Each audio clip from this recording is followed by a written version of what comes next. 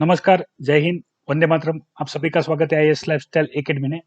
आज मैं आपसे बात करने जा रहा हूँ फार्म बिल के बारे में, कृषि विधेयक के बारे में, जहाँ पे जो तीनों बिल जो सेंट्रल गवर्नमेंट ने पास किए, ठीक है, लोकसभा राज्यसभा से भी पास हो गए और हमारे प्रेसिडेंट ने भी साइन कर दिया है। तो ये अभी बिल के संदर्भ में ही बात करेंगे, एक्ट बन के आ जाएंगे। ठीक है, गवर्नमेंट का कहना है ये आजादी के बाद किसानों के लिए ये एग्रीकल्चर रिफॉर्म के स्वरूप में आएगा। ठीक है, फिर भी इसके जो बाकी सारे किसान है वो इसका विरोध कर रहे हैं। इसका रीजन क्या है, उसकी डिटेल में चर्चा करूंगा मैं आपसे। और सबसे महत्वपूर्ण जितने भी पहलू है, ठीक है, तीनों बिलों के, तो वो भी मैं आपसे डिटेल में डिस्कस करूंगा ताकि आपको समझने में आसानी हो। आसान शब्दों में मैं आपको समझाऊंगा एपीएमसी क्या है, एमएसपी क्या है। ठीक है, तीनों बिल की डिटेल इंफॉर्मेशन मैं आपसे डिस्कस करूंगा, गवर्नमेंट ने क्या क्या प्रावधान दिए है। ठीक है, और जो भी किसान भाई है, ठीक है, जो प्रोटेस्ट कर रहे हैं वो क्यों कर रहे हैं, वो भी मैं आपसे डिटेल में डिस्कशन करूंगा। तो बारी बारी से पॉइंट देखने के लिए सबसे पहले हम समझते हैं एपीएमसी और एमएसपी। तो सबसे पहले बात शुरू होती एपीएमसी में, यानी आप इसे कृषि मंडी के स्वरूप में जानते होंगे या कृषि बाजार के स्वरूप में जानते होंगे। ठीक है, तो इसका गठन क्यों किया गया था? तो आजादी के बाद ऐसी हालत थी कि जो भारत के फार्म थे किसान है, तो उनके पास इतना पैसा नहीं था कि वो अपने से सारे जो भी बीज है, खाद है, ठीक है, वो खरीद सके और एग्रीकल्चर में अपना जो बेनिफिट है वो ले सके। तो किसान के पास पैसा नहीं था, उसको पैसा चाहिए था, मेन रिक्वायरमेंट थी पैसा। ठीक है, उसको पैसा चाहिए था। और वो पैसा कहाँ से लाते थे? वो तो लाते थे या तो जमींदारों के पास या तो ऐसे व्यापारियों के पास जो उनको उधारी पे पैसा दे सके, ब्याज पे पैसा दे सके। तो किसान मेहनत करता था, ठीक है, पाक उगाता था, और जितना भी वहां से पैसा आता था उसमें क्या होता था कि जो भी जमींदार है उनको किसान से पैसा लेना है, ब्याज लेना है, तो वो क्या करते थे, किसान का जो कोई भी फसल है, ठीक है, यहाँ पे हम सारी वीट पे, उसी पे, गेहूं पे ही बात करेंगे, तो वो सब ले लेते थे जमींदार या जो भी कोई व्यापारी है। वो किसानों के जो भी पाक थे, ठीक है, जो भी फाइनल क्रॉप था, वो पानी के दाम से ले लेते थे। तो इससे जो किसान हमारा जो जय जवान जय किसान में हमने जो नारा दिया था, ठीक है, किसान मेहनत करता था, अपना खून पसीना लगाता था, उसको कोई फायदा होता नहीं था। तो ये सब चीज रोकने के लिए एपीएमसी एक्ट लाया गया, जिसमें क्या प्रावधान किया गया कि किसान अपनी फसल है, ठीक है, वो एपीएमसी में ही बेच सकता है। दूसरा, एपीएमसी में भी फसल खरीदने के लिए लाइसेंस चाहिए होगा। तो इसमें एपीएमसी ने क्या किया, जो भी कोई व्यक्ति है जो किसानों की कोई भी उपज खरीदना चाहता है तो उसके लिए लाइसेंस चाहिए होगा, वो लाइसेंस देने का काम करती थी एपीएमसी। अब जो भी इंसान लाइसेंस लेगा, ठीक है, उसको अलग अलग जगह पे अलग अलग बोला जाता है। जैसे आप उसको एजेंट बोल सकते हैं, उसको आप ब्रोकर बोल सकते हैं। और मैं पंजाब हरियाणा बिहार में बात करूँ तो अड़तिया भी कहते हैं। ये सभी लोग ये मिडल मैन के स्वरूप में रहते थे। ठीक है, कि जो किसान उगाते थे वो एपीएमसी में बेचने को जाते थे, तो ये ऑक्शन होता था। ठीक है, यहाँ पे बोलियां लगती थी। तो उसी प्रकार से जिनके पास लाइसेंस होगा एपीएमसी में, वही लोग यहाँ पे क्या कर सकेंगे, जो किसानों का कोई भी क्रॉप है उसके ऊपर बोली लगा पाएंगे, उसको खरीद पाएंगे। और जो कोई भी इंडस्ट्रिया है, ठीक है, जिसको कोई भी गेहूं चाहिए, चावल चाहिए, बाजरा चाहिए, ठीक है, वो सभी इन्हीं के पास से उनको लेना पड़ेगा। तो ये पूरा सिस्टम चलता था एपीएमसी का। क्या था कि किसानों को अच्छा प्राइस मिले, इसके लिए इसकी स्थापना की गई थी। याद रखेगा, एपीएमसी आता है स्टेट कंट्रोल में। ठीक है, आपको तीन लिस्ट पता होगी। सबसे पहली जिसपे स्टेट कानून बनाता है, दूसरा जिसमें सेंट्रल कानून बनाता है, ठीक है, तीसरा कॉन्करेंट लिस्ट आती है जिसमें दोनों बना सकते हैं। तो जो एपीएमसी है, एग्रीकल्चर है, वो स्टेट में आता है। ठीक है, लेकिन आपको याद क्या रखना है, अभी जो ये तीन बिल बने हैं उसमें चेंजेस के लिए पावर स्टेट के पास है, लेकिन ये बिलों को एग्रीकल्चर बिल के स्वरूप में प्रस्तुत किया गया है, जहां पे सेंटर इसका लॉ बना सकता है। ठीक है, एपीएमसी एक्ट में कोई चेंजेस नहीं किया गया। एपीएमसी एक्ट में चेंजेस स्टेट करती है। स्टेट का भी फायदा है, क्या फायदा है वो आगे डिटेल इंफॉर्मेशन में मैं आपसे डिस्कस करता हूं। अभी आप जितनी बेसिक इंफॉर्मेशन है वो आप समझते जाए। फिर बात आती है एमएसपी, न्यूनतम समर्थन मूल्य की, मिनिमम सपोर्टेड प्राइस की। तो ये क्या था, मान लो कि 22 प्रोडक्ट ऐसे, 22 और ज्यादा भी, 22-24 है, इतनी प्रोडक्ट है जिसमें गवर्नमेंट ने अपने से एमएसपी तय करके रखी हुई है, मिनिमम सपोर्टेड प्राइस। यानी गेहूं का एग्जाम्पल ले लेते, वीट का एग्जाम्पल ले लेते, मान लो 1 किलो की एमएसपी है 20 रुपया पर केजी है।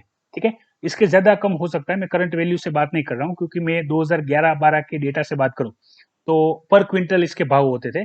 तो 1100 के लेके आज में यदि आपसे बात करूँ तो 1925, 50, 75 से आगे 2000 तक इसके प्राइस होंगे। ठीक है, उस हिसाब से हम चलते हैं, पर क्विंटल यानी 100 केजी होंगे।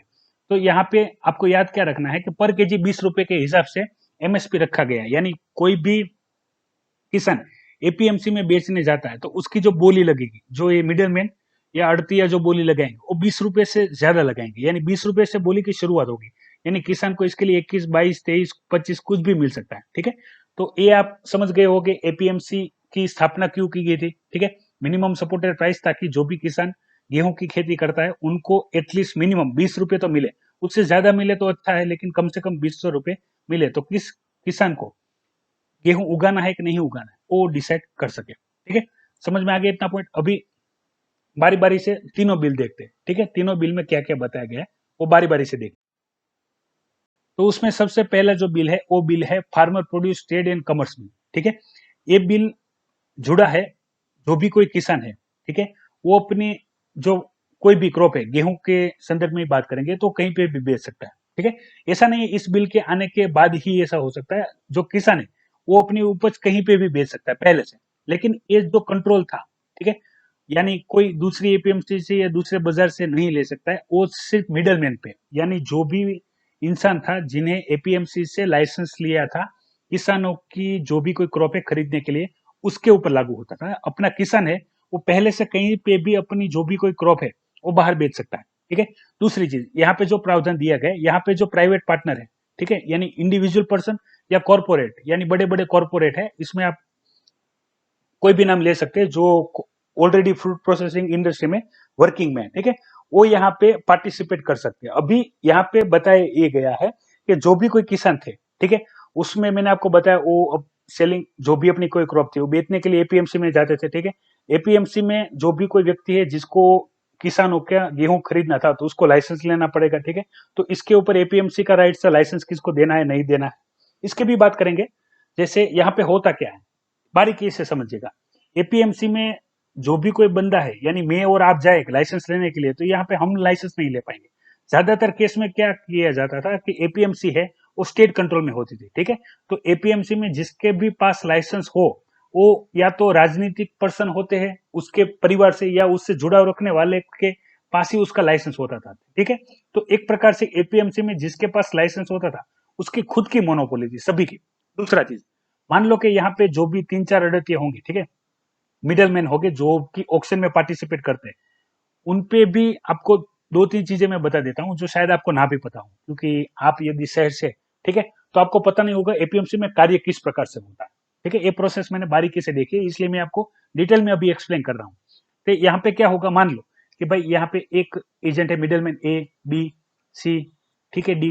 मैं ऐसा नहीं बोल रहा हूँ कि ये सभी जगह है, लेकिन ये है मोनोपोली में ऐसा हो सकता है। मान लो कि भाई मैंने पहली कंडीशन में आपको बताया कि जो भी कोई गेहूं है 20 रुपया एमएसपी भाव है, तो 20 रुपये से ज्यादा बोली लगा के खरीदना है। ठीक है, इसका मतलब ये नहीं होता है कि जितने भी किसान है उन सभी को 20 रुपया मिलेगा। ये 20 रुपया सिर्फ उन्हीं को मिलेगा जो कि एपीएमसी में जाएंगे, और वहां पे जो जितने भी मिडलमैन है, ठीक है, अड़तिया है, वो लोग यदि उसकी बोली 20 रुपये से ज्यादा लगाएंगे तो, ठीक है, होता क्या है वो समझिए। दो अलग अलग कंडीशन बताता हूँ कि एपीएमसी में भी जो बात होती है, ठीक है, उसकी बात कर रहा हूं मैं, बारी बारी से सारे पॉइंट मैं आपके सामने रखूंगा तो आपको भी डिसीजन लेने में आसानी हो कि प्रॉब्लम क्या है। एपीएमसी में भी सभी लोग खुश है ऐसा भी नहीं है, और सभी लोग एमएसपी पे खुश है ऐसा भी नहीं है। सारी चीजें सब डिस्कस करेंगे डिटेल में, पूरी बात है, पूरा जैसे मैं सारी इंफॉर्मेशन बताऊंगा तो आपको पूरा चीज पता चल जाएगी क्या प्रॉब्लम है, दूसरा उसका सोल्यूशन क्या है वो भी मैं बताऊंगा, तो आपको समझने में आसानी होगी। वो समझाने के लिए मैं ये सब चीजें आपको बारी बारी से बताता हूँ कि भाई मान लो जैसे एमएसपी हो गया, ठीक है, तो मैं आपको बता दूं सिर्फ 6% किसान ही ऐसे है जो कि एमएसपी प्राइस पे अपनी प्रोडक्ट सेल करते हैं। ठीक है, जो यानी 6% पूरे किसान ऐसे है जो एमएसपी पे अपनी जो प्रोडक्ट है उसको सेल कर पाते हैं। बाकी 94% जो किसान है, ठीक है, वो एमएसपी पे सेल नहीं करते। ठीक है, तो यहाँ पे जितना बताया जा रहा है कि भाई एमएसपी की वजह से किसानों का काफी सारा नुकसान होगा, तो आप अंदाजा लगा सकते हैं 100% में से सिर्फ 6% ही ऐसे है किसान जो कि एमएसपी पे बेचते हैं, और वो किसान है पंजाब और हरियाणा के, ठीक है, पंजाब और हरियाणा के, जो कि एमएसपी प्राइस पे बेच सकते हैं, ठीक है। बाकी ज्यादातर किसान या तो अपने खेत से, या तो घर से, या तो अपने गांव से ही, जो भी कोई बाकी पर्सन होते हैं, ठीक है, उनको ही बेचते हैं, वो एपीएमसी तक जाते ही नहीं है, या तो एपीएमसी पे उनको प्राइस मिलता नहीं। अब प्राइस नहीं मिलता, उसके भी दो रीजन मैं आपको यहाँ पे बता देता हूँ, बाकी भी ज्यादा हो सकते हैं, लेकिन दो मेजर है जो आपको अगल बगल में, आप एपीएमसी में जाएंगे, कृषि मंडी में जाएंगे, कृषि बाजार में जाएंगे, तो आप देख सकते हैं। पहला कि यहाँ पे ये जो चार अड़ती है जिनके पास लाइसेंस है वो क्रॉप खरीदने के लिए, तो क्या करते हैं, ये चारों मिल जाते हैं, ठीक है, कि हम 20 रुपए में खरीदेंगे नहीं, हम 15 या 10 रुपए में ही खरीदेंगे, या कि बोली की शुरुआत 10 रुपए में होगी और 12 या 15 रुपए में खत्म हो जाएगी। यानी किसान के पास कोई ऑप्शन नहीं होगा कि वो अपनी प्रोडक्ट 20 रुपए में किसी भी तरीके से बेच पाए। ये इन्फॉर्मेशन भी मैंने आपसे डिस्कस की हुई है, ठीक है। जो अभी 2020 में भी जो व्हीट और चावल की खेती हुई, ठीक है, उसमें से गवर्नमेंट ने जो प्रोक्योर किया एमएसपी पे, वो सिर्फ 13 और 16% ही है। इंफॉर्मेशन भी मैंने आपसे डिस्कस की है। बाकी सारे जो किसान है उन्होंने अपने फसल बिलो एमएसपी, यानी एमएसपी से भी कम दामों में बेची हुई है, ठीक है। मान लो कि ये लोग मिल जाए कि भाई अपने को 20 रुपए में खरीदना ही नहीं है, 20 रुपये जो एमएसपी प्राइस है उसमें खरीदना ही नहीं है, ठीक है, तो गवर्नमेंट की भी प्रोक्योर करने की कुछ लिमिट होती है, ठीक है, वो सभी का क्रॉप परचेस नहीं कर सकते एमएसपी पे, तो ये जो भी भाव देंगे उस भाव पे किसान को बेचना पड़ेगा। दूसरी कंडीशन उसकी बात कर लेगा कि भाई जो भी लोग यहाँ पे जो भी एपीएमसी में बेचने जाएंगे, ठीक है, तो वहां पे ये जो भी मिडिल मैन होंगे वो क्या बोल देंगे कि अभी भाई अपने पास इतना स्टोरेज ही नहीं है कि हम आपकी प्रोडक्ट खरीद सके, ठीक है, क्योंकि स्टोरेज करने के लिए हमारे पास जगह नहीं है, तो हम आपके पास खरीदे कैसे, ऐसी चीज है। दूसरा, जो भी कोई एपीएमसी में बेचने के लिए जाता है, ठीक है, एपीएमसी में जितने भी किसान बेचने के लिए जाते हैं तो वहां पे शुल्क लगता है। जैसे ये अड़तिया रहता है, मिडिल मैन, एजेंट, दलाल, जो भी आप जो भी एरिया में जो भी शब्दों से बुलाया जाता है, उनका कमीशन रहता है 2.5%, अलग अलग रहता है, लेकिन मैंने अब 2.5% चल के चलिए। दूसरा, एपीएमसी का भी चार्ज रहता है, और इसमें स्टेट का भी टैक्स कलेक्शन होता है, ठीक है। ये सारे चार्ज होते हैं जो जो भी कोई किसान अपना जो भी कोई क्रॉप देता है, ठीक है, तो इसके ऊपर लगता है। इससे क्या होता है, एपीएमसी पूरा चलता है, एपीएमसी सिस्टम पूरा चलता है, ठीक है। यानी मान के चलिए जो भी कोई एपीएमसी के अंदर किसान बेचने को जाएगा, यानी उनको इतना पे करना है, और जो भी कोई इससे खरीदेगा, जो भी कोई कंपनी, जैसे हम एक आशीर्वाद आटा का एग्जांपल लेके चलेंगे, जिसको अपने आटे के लिए गेहूं चाहिए, ठीक है, जो ये सारे मिडिलमैन के पास से परचेस करते हैं, वो एक एक किसान के पास से परचेस नहीं करते। तो मान लीजिए जो किसानों से 10 या 15 रुपए में जो भी गेहूं खरीदा होगा ये अड़तियाओं ने एपीएमसी में, ठीक है, एपीएमसी में 15, 10 या 20 रुपए जिस हिसाब से भी खरीदा है, तो उसमें बाकी सब चार्जेस, यानी मान के चलो आप अप्रोक्सीमेटली 15 से 25% प्राइस राइज हो जाता है, जिसमें इन सभी जितने भी लोग हैं, यानी इसमें एजेंट है, एपीएमसी है, ठीक है, स्टेट है, जब टैक्स लग के सब बढ़ जाता है, तो यही ही 20 रुपए वाली चीज है, वो फाइनल प्रोडक्ट है। यहाँ पे कंपनी हो या कंज्यूमर हो, यानी आप और मैं आम इंसान हो, तो इसके लिए 20 रुपए वाली चीज 30 या 40 रुपए तक पहुंच जाती है, ठीक है। जिसने उगाया है उसको जितना बेनिफिट नहीं होता है, उससे आधा या उससे भी ज्यादा जो मिडल मैन है, ठीक है, उसको बेनिफिट होता है इस चीज में, ये सभी को पता है, ठीक है, ये कुछ नई बात नहीं। दूसरा, जो भी किसान, देखिए यहाँ पे क्या प्रावधान बताए जा रहे हैं कि जो एपीएमसी के अंदर बेचते थे वो भी बाहर भी बेच सकते हैं, और बाहर बेचेंगे तो उसके ऊपर कोई टैक्स लगेगा नहीं, यानी जो भी कोई कंपनी या प्राइवेट पार्टनर होगा वो किसान से डायरेक्ट परचेस कर पाएगा, ठीक है, उसके लिए लाइसेंस चाहिएगा नहीं। जो भी ये व्यक्ति है वो जो भी प्राइस देगा किसानों को, उसको बेनिफिट मिलेगा। यहाँ पे कहा क्या जा रहा है, पहले जो भी कोई प्राइवेट पार्टनर या कंपनी इन सबको इतना जो कमीशन है वो बीच में देने के बाद भी वो खरीद पाती थी, तो किसान से जो 30-40 रुपए में ऑलरेडी खरीद रहे, वो किसान से 20 या 25 रुपए में नहीं खरीद सकती है, उस प्रकार से दिखाया जाएगा। यानी इससे क्या होगा, किसान डायरेक्ट कंपनी के साथ जुड़ पाएंगे, ठीक है, ताकि उसको अपने प्रोडक्ट का फायदा ज्यादा मिले। यहाँ पे भी प्रॉब्लम क्या है उसके बारे में मैं आपको बता देता हूँ। यहाँ पे कहा क्या जा रहा है कि भाई प्राइवेट पार्टनर को यहाँ पे खुली छूट दी जा रही है डायरेक्ट किसानों से खरीदने के लिए, तो इससे क्या होगा कि भाई यहाँ बाहर तो कोई टैक्स नहीं लगता है, कोई चार्ज नहीं देना पड़ेगा, तो किसान यहाँ पे एपीएमसी में बेचने के लिए आएगा ही नहीं, वो बाहर ही बेच देगा, ठीक है, क्योंकि उसको इतना सीधा मुनाफा तो इतना ही है कि ये सारा बेनिफिट कोई भी कंपनी है वो सीधा किसान को दे देगी, तो किसान बाहर ही बेचेगा, तो इससे एपीएमसी मर जाएगी। शुरुआत में क्या होगा, कॉम्पिटिशन रहेगी एपीएमसी और प्राइवेट पार्टनर, तो हो सके प्राइवेट पार्टनर ज्यादा प्राइस दे और किसानों को फायदा हो, लेकिन एपीएमसी के मरने के बाद ये जो प्राइवेट पार्टनर है उनकी मोनोपोली क्रिएट हो जाएगी, ठीक है, फिर जो ये प्राइस देंगे किसानों को, उस प्राइस पे ही किसानों को बेचना पड़ेगा। आगे जाके इसकी प्राइवेट पार्टनरों की मोनोपोली होने की वजह से क्या होगा कि ये जो भी प्राइस देंगे वो होगा। दूसरा, इसके ऊपर कोई एमएसपी लगेगा नहीं, ठीक है। ये जो जो भी प्रावधान है इसमें जो प्राइवेट पार्टनर है उसको एमएसपी पे ही खरीदना, ऐसा कोई प्रावधान किया गया नहीं। इसके लिए किसान ज्यादा डरे हुए और इसका विरोध कर रहे हैं। दूसरी महत्वपूर्ण चीज है, उसकी बात करते हैं कि भाई मान लो इसमें कोई भी यदि दिक्कत होती है, ठीक है, कोई भी प्राइस में यानी कंपनी ने परचेस किया है और पेमेंट या किसी भी प्रकार की रुकावट के लिए वो एसडीएम को कंप्लेन कर सकते हैं, या उसके द्वारा जो भी निर्मित है आर्बिट्ररी कमिटी, उस उसको ही वो अपनी प्रॉब्लम बता सकते हैं और टाइम ड्यूरेशन के अंदर इसका सॉल्यूशन कर सकते हैं। यहाँ पे कोर्ट में नहीं जा सकते। इसके लिए इसका विरोध हो रहा है कि भाई आप इसकी कंप्लेन करने के लिए कोर्ट के दरवाजे खुले रखो, ताकि हमको कोई भी प्रॉब्लम है तो हम उसको बता सके, ठीक है। दूसरा बिल देख लेते हैं। देखिए, यहाँ पे ये आएगी कॉन्ट्रैक्ट फार्मिंग। आपने सुना होगा कि जो 3 बिल है वो कॉन्ट्रैक्ट फार्मिंग को प्रमोट करते हैं।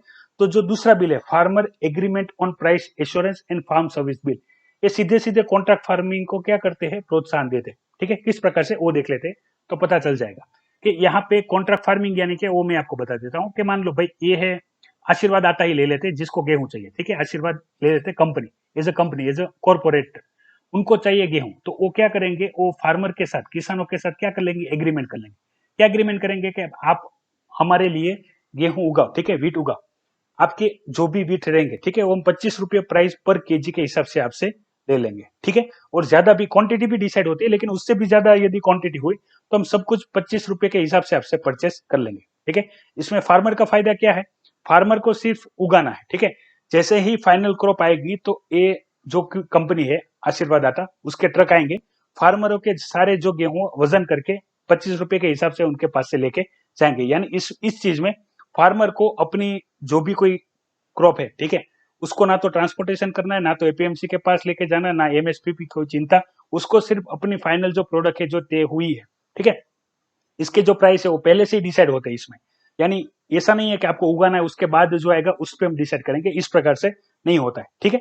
दूसरा, जो भी कोई यहाँ पे कौन से गेहूं उगाए जाएंगे, उसकी क्वालिटी क्या होगी, उसकी गुणवत्ता क्या होगी, वो पहले से डिसाइड कर दिया जाता है।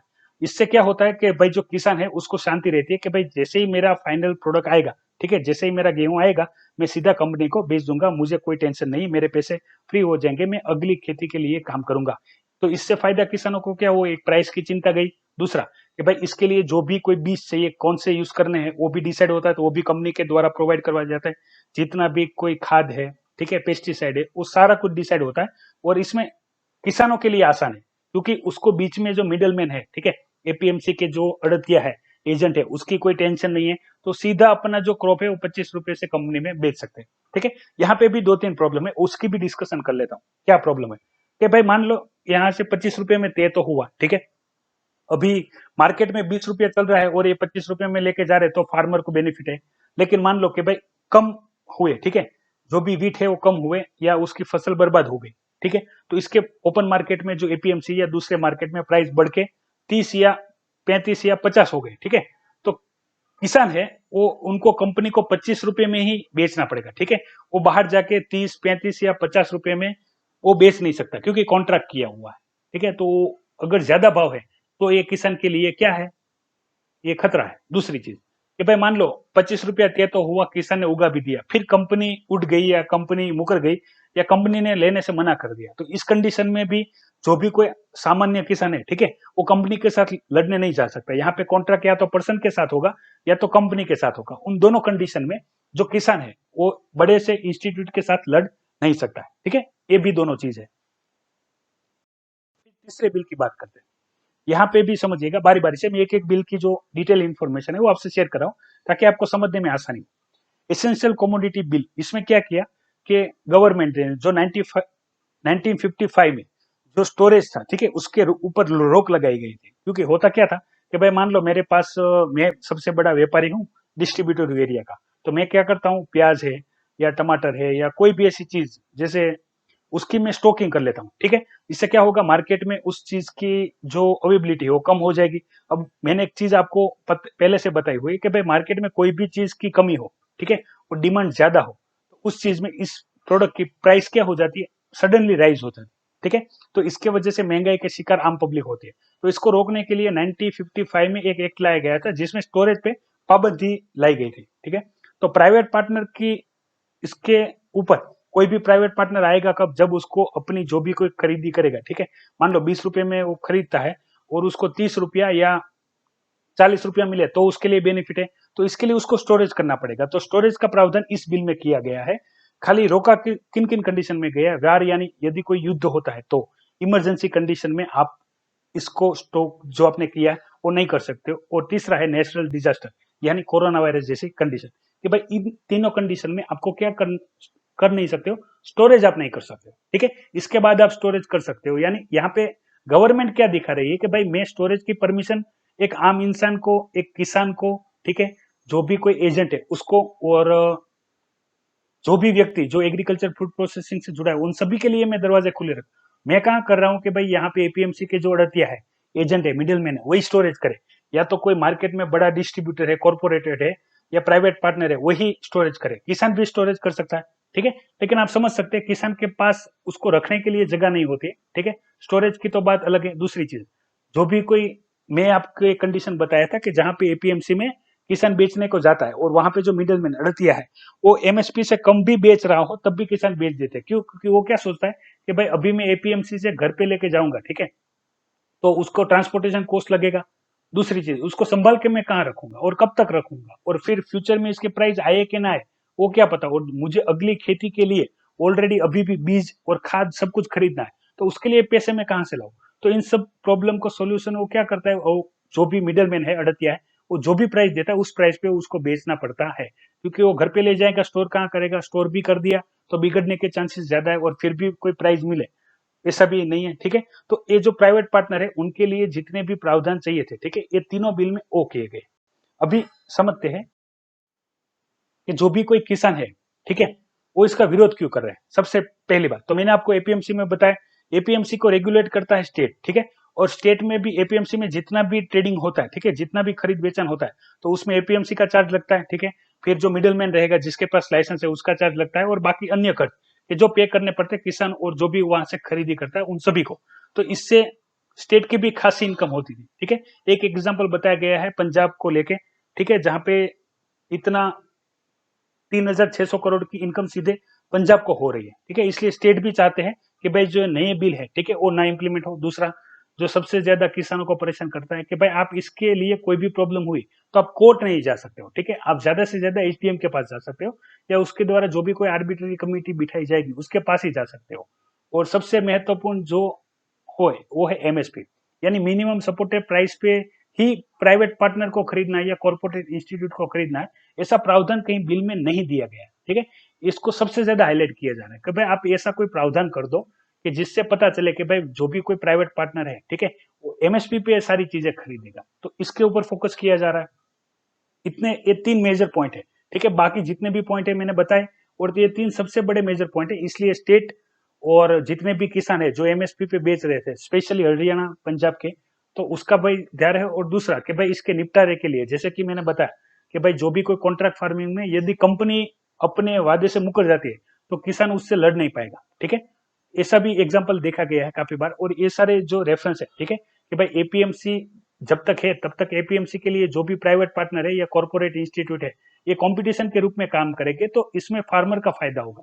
लेकिन इन सारी चीजों की वजह से, जैसे फायदा, बाहर कोई टैक्स नहीं है, कोई चार्ज नहीं है, ठीक है, ज्यादा प्राइस मिल रहा है, तो किसान एपीएमसी में नहीं जाएगा। और एपीएमसी अगर मर गई, ठीक है, बंद हो गई, तो ये मार्केट में जो प्राइवेट पार्टनर है और कॉर्पोरेट है उनकी मोनोपोली हो जाएगी। फिर वो किसान को जो भी प्राइस देंगे उस प्राइस पे ही किसान को बेचना पड़ेगा। और एपीएमसी में गवर्नमेंट जो प्रोक्योर करती थी, हालांकि लिमिटेड प्रोडक्ट ही प्रोक्योर करती थी, वो एमएसपी पे प्रोक्योर करना बंद कर देगी। ठीक है।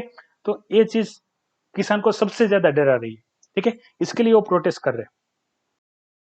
अभी फाइनल जो महत्वपूर्ण है, इसका सॉल्यूशन क्या होना चाहिए। यानी मैंने आपको प्रॉब्लम बताई, एक तो एपीएमसी के लाइसेंस, ठीक है, दूसरे चार्जेस, और तीसरे कि भाई हर एक किसान है, 6% किसान ही एमएसपी से बेच पाते हैं। ठीक है।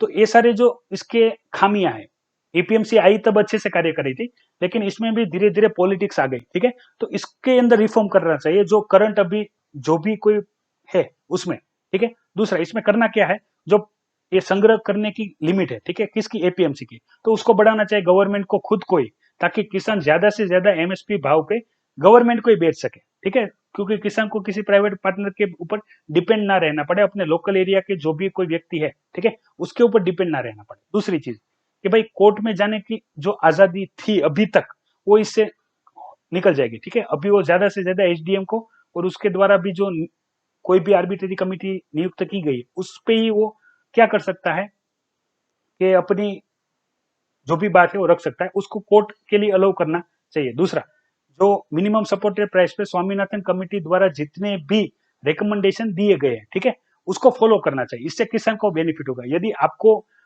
किसान को ही बेनिफिट पहुंचाना है तो प्राइवेट पार्टनर के थ्रू ही पहुंचाया जा सकता है, ऐसा तो जरूर नहीं।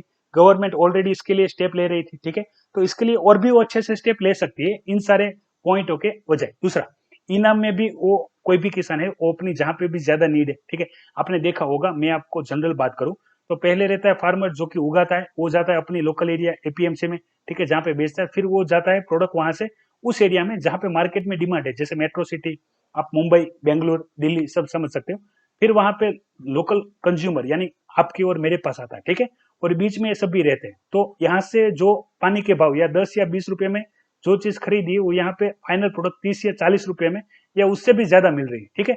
तो ये जो चीज है ये कनेक्ट करती ई नाम से, ऑनलाइन प्लेटफॉर्म है, क्योंकि किसान इतना पढ़ा लिखा नहीं है कि वो खुद से वहां पे जाके अपना प्रोडक्ट रजिस्टर करके सेल कर पाए, ठीक है। तो इसके लिए कोई अच्छी सी सुविधा क्रिएट करनी चाहिए ताकि किसानों को अच्छा बेनिफिट मिले, क्योंकि जो फाइनल कंज्यूमर है वो तो ऑलरेडी ज्यादा प्राइस देके खरीद रहा है और जो उगा रहा है उसको ही कम मिल रहा है, बीच में लोग ज्यादा कमा रहे हैं, ठीक है। तो इनको कम करने का कार्य करना चाहिए। तो ये सारे प्रावधान थे, ठीक है, जो फार्म बिल से जुड़े हुए थे। मैंने सारे पॉइंट आपसे डिटेल में डिस्कशन किया। फिर भी कोई डाउट है तो आप वीडियो की कमेंट बॉक्स में कमेंट कर सकते हैं। इस पे हमारे प्रेसिडेंट ने साइन कर दी है, ये एक्ट बन के इम्प्लीमेंट हो जाएंगे, ठीक है। इसके क्या इम्पैक्ट होते हैं इकोनॉमी के ऊपर वो हमें इन फ्यूचर देखना पड़ेगा, कि जैसे गवर्नमेंट बोल रही है ये फार्मर के रिफॉर्म के लिए फार्मर को कितने टाइम तक अच्छे प्राइस मिलते हैं, ठीक है, ये सारी चीजें देखने को बाकी रहेगी। वीडियो की इन्फॉर्मेशन पसंद आई हो तो लाइक कीजिएगा, दूसरे बच्चों के साथ शेयर कीजिएगा, और यदि आप नए हैं तो चैनल को सब्सक्राइब कीजिएगा। जय हिंद, वंदे मातरम।